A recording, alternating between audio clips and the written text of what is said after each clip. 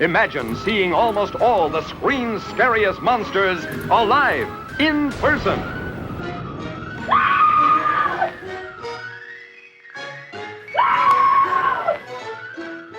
In case you pass out, that's tough.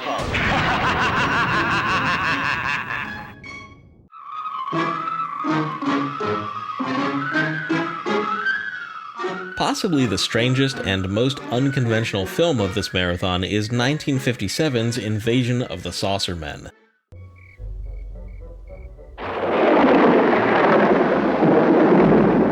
Spooky, huh? A movie that seems to be torn between being a serious sci-fi horror film or a parody of the genre.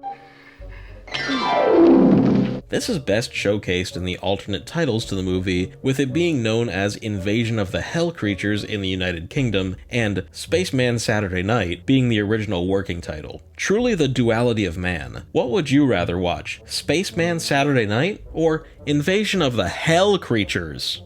The movie's opening credits have little cartoon aliens, so you can see what direction they ended up going with. Green men, spaceships. Wow. It's a steamy night in a small town as teenagers are out doing teenager things. But one night at Lover's Point goes awry when the Saucermen show up. Their motive is never really explained, but they're not friendly. It's up to the teens to put a stop to them, but of course, nobody believes them. Yes, I know. You saw little green men. Well, if you see them again, give them my love and send them home, huh? Saturday night. That's official. How will they ever overcome this threat? Well, it's actually pretty easy. Remember how the aliens and killers from space died by turning the lights off? Well, these ones die by turning the lights on. The aliens are killed by bright lights, so the kids just round them all up, blast their high beams, and annihilate them. Boom! And so ends the invasion of the Saucermen.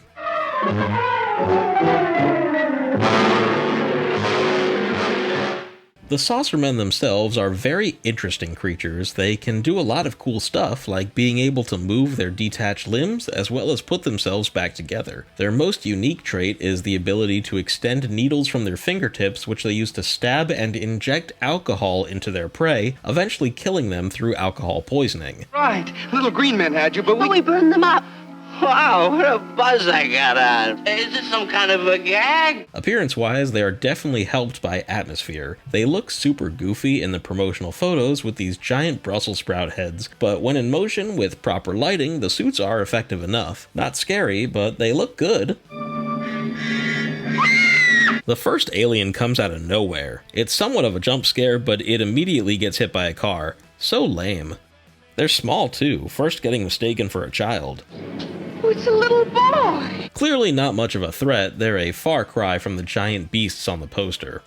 Speaking of the poster, this looks awesome. One of my favorites of the genre. How did something with a badass poster like this turn out so goofy?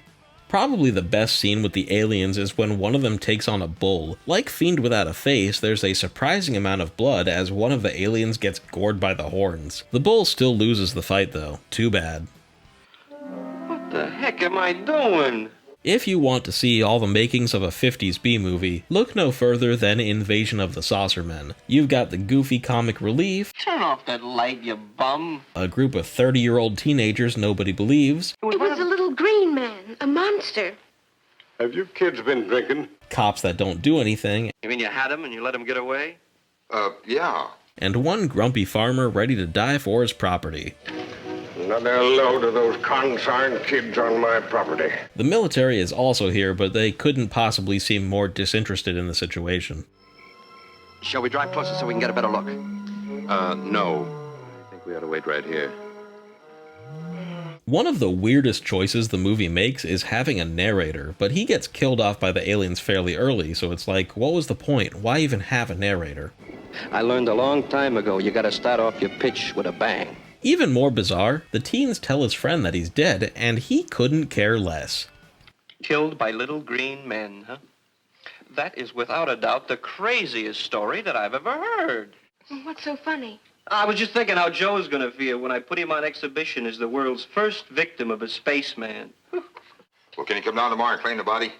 Yeah, I guess so. Invasion of the Saucermen is definitely among the strangest movies of the genre. It can't seem to decide if it wants to be a serious horror movie or a goofy comedic parody. While it's not really that funny or anything, the comedy is terrible. Duke just said he saw a flying saucer.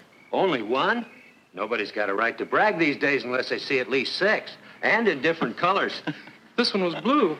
It has a somewhat comedic premise, like how the aliens get people drunk as their main method of attack. On the other hand, it's decently shot like a dark horror film and has scenes that go for a more serious, suspenseful tone. Personally, I really like Invasion of the Saucermen. I love how it's both really cool and incredibly dumb at the same time. Oh, this is the silliest thing yet. It does seem to have at least a small cult following, and even got a pretty kick-ass song about it by the Lillingtons off their 1999 Atomic Age-inspired album, Death by Television.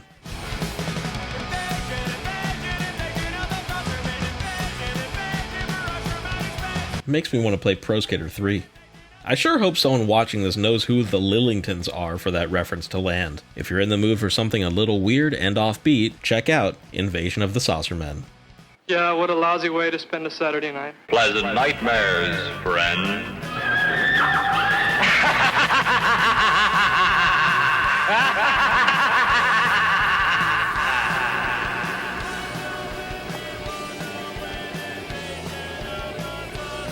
Good midnight to you.